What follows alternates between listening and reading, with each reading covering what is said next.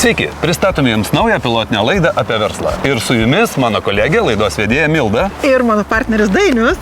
Ir ši laida neša 3 žinutes. Įkvepianti, įgalinanti veikti.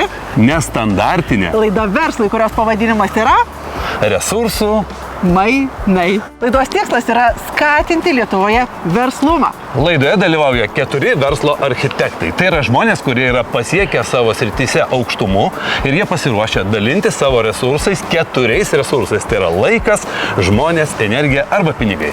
Ir Feniksai tai yra tie žmonės, kurie daro savo verslą, griūna, keliasi ir galiausiai stringa, bet Feniksai yra 8. Juos rinksis mūsų verslo architektai. Ir tik tai 4 nusišypsos sėkmė.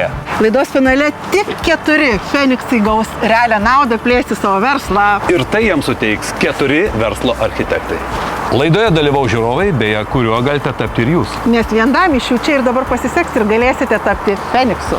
Ir užsiregistruoti tapti žiūrovų galite Resursų TV. Kiekvienas žiūrovas laidoje gaus didelę naudą savo verslui skatinti, matydami, kaip Feniksai dega ir kyla.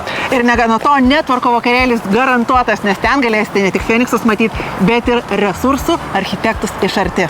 Ir jeigu jūs norite dalyvauti laidoje kaip verslo architektas, turite galimybę, kreipkitės į mus Resursų TV. Ir galite Feniksu taip pat užsiregistruoti www.resursutv.lt, nes ten yra galimybė plėsti savo verslą.